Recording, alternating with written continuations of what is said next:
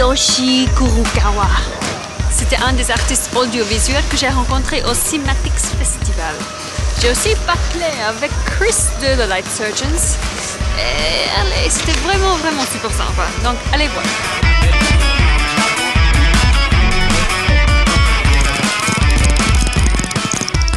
Le Cimatics Festival, c'est un festival VJ à la base, qui a évolué en festival audiovisuel. Donc on s'attend à de l'audio et à du visuel. Donc plein d'images et du bon son. Waouh, c'est chouette! Si les gens veulent commencer à faire du VJing eux-mêmes... C'est très facile. Il y a plein de soft VJ. Il suffit d'avoir des chouettes images et des chouettes idées. Et le hardware, le software est devenu très bon marché. J'adore de l'art. C'est très chouette. Sauf que je vois plus rien. Est-ce qu'il y a des VJ dans le monde qui sont un peu comme des rockstars? Plutôt chez les Japonais, je crois. Là, c'est vraiment, il y a vraiment une culture VJ chez les Japonais. Où là, c'est vraiment VJ star, quoi. Et t'as vraiment ton t-shirt VJ star. Konnichiwa, Ryoichi Kurokawa. Bonsoir. Comment va mon japonais? Ça va, c'est très bien.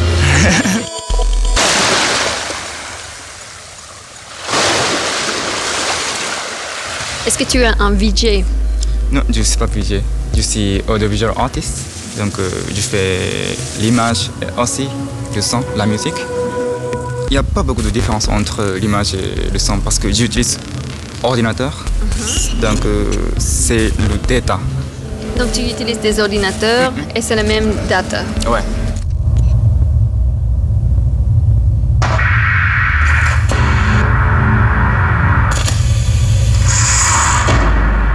Tu as des inspirations quand tu es chez toi ou est-ce que tu sors au cinéma et puis tout d'un coup tu dis « Ah, je veux... » Inspiration? Surtout de la nature. Et en Japon, où tu habites, d'où tu viens, il y a beaucoup de nature ou tu viens de la ville? Il n'y a pas beaucoup de nature près de chez moi parce que moi j'habite à Osaka. C'est pas la campagne, donc je vais souvent à la campagne pour obtenir l'inspiration comme ça.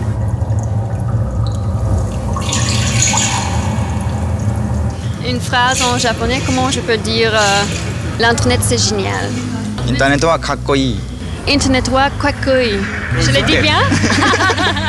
こんばんは、黒川良一です。Escape TV をご覧になってください。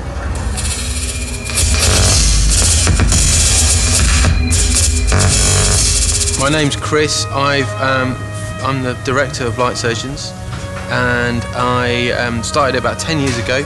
And it's a collective of people who work in different disciplines. Are you trying to shock people with your work? I think, as is my obligation, I'd say anyone who's creative or has the ability to use media to speak, and a lot of people do now with the internet, I think it's very important in our culture to have something to say or have a message, because there's so much frivolous information that we all are bathed in every day of our lives, and I think, you know, maybe there's an aspect of shock. I mean, tonight's show was very brutal in terms of its content, and that's not maybe the normal way we would approach a performance. It was an experiment. In the sense it all changes. I personally feel obligated to try and make a meaning out of what I do, because I spent a long time and I've witnessed a lot of other people not do that. So war, what's it good for? War, what is it good for? I don't know, man. Absolutely fucking nothing, man. You can bleep it out if you want, but no, I mean, that piece of work for me, I think it says two things. The obvious is, yes, war is a dark, horrible thing, but it's also something for me which is about being alive now and being grateful for people that did die and did fight for something that meant something. But it also has another meaning in that the way we've kind of mythologized that, you know, bravery or darkness, and we've created films about war, and we've consumed war, and we've sold war on, and we're actually selling war on now as we speak. You know, war is a business, and that's a very strong message in that piece of work, is about how war and business aren't that dissimilar. and we reap the benefits of both. I mean, I can sit here and preach about war, but you know, I'm wearing clothes, I'm wearing nice shoes, I'm living in a nice, comfy, middle-class, white part of the world, and so what have I got to worry about? You were never in the army yourself. I would never go in the army, and I would not make a good soldier. Sure.